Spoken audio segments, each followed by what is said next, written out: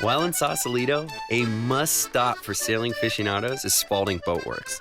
During World War II, the town was a shipbuilding center, but grew out of its industrial roots and into a gorgeous residential haven for wealthy folks and adventurous artists.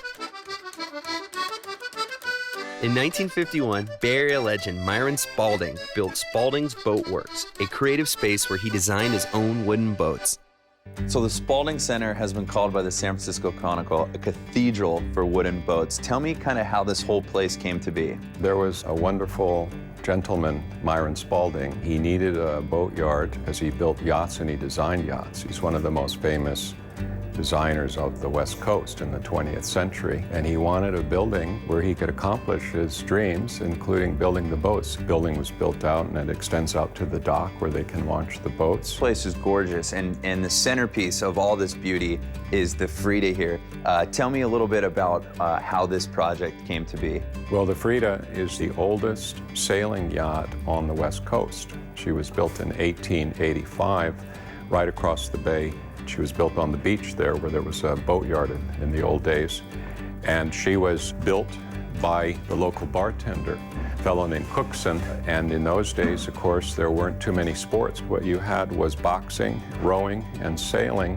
And there were these kinds of sailing yachts this size. There were probably in San Francisco Bay and Tomales Bay 120 of this general kind of boat, which was a centerboard sloop. And Cookson was the bartender at Tiburon, and this was his boat, and he raced on it, would take trips on it as well to the Delta. And that's a good friend to have, a guy with a boat and he's a bartender. Exactly. Yeah, I could see why this place is so popular. Well, also, I think he had a lot of friends to help him build it because he was the bartender. And the bartender, just like today, is very often the person in the sports bar who's knows what's happening with all of the scores and all of the competition. Awesome. So it started out with 120 of these, and now this is the last one left? Like, how did this one preserve? Well, this is the amazing thing. It wasn't particularly well built because Cookson was a bartender, but he was not wealthy. And there were many boats built of better materials, of teak and such. And this boat was built of hardwoods and then planked with fir. And we were replanking it with the same wood. So we're building it back kind of in the same way that it had been built. So the thing is that it's like you just never know. We don't know why it survived, but it did. And you guys actually go into the forest yourself and cut them? Well, the internal framing, which is black locust, and we can see some of that wood over here, we have to go and find the actual curves. The boat is a curved shape, and the frames that are behind these planks, they're curved frames. But we have to build them out of trees that are growing that way. Or at least if we're going to do the historical restoration properly, then we're not going to laminate. We're going to build it in exactly the same manner. So all of these pieces of wood, they're either milled by us in the forest, which is all of the framing wood and all of the backbone wood, with the exception of the keel, which we had found for us up in Oregon. And the planking on the outside, we purchased it, but we had a mill cut it, and then we air dried it. So about half of the wood is not ordinary, it's curved. So we had to cut that. And then the other half of it is sort of ordinary, it's planking, but we had to have it green, and we air dried it, so it's not kiln dried like most of the wood today.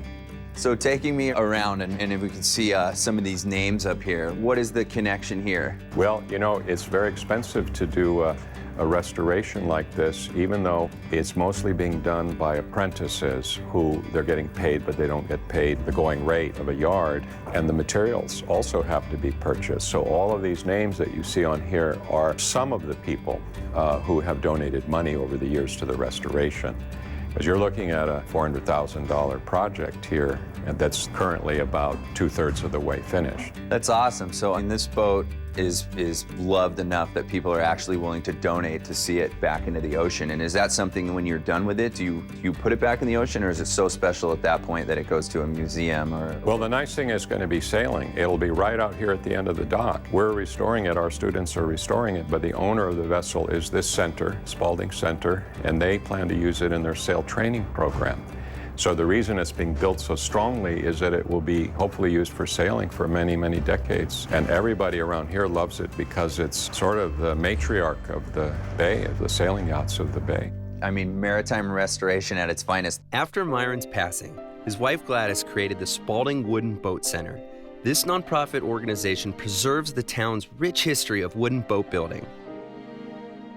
Let's hear more about the center from Andrea Ray. We are a community center about wooden boat culture. So we educate the next generations about wooden boat building by having a youth boat building program. We teach them how to build a traditional wooden boat, how to sell.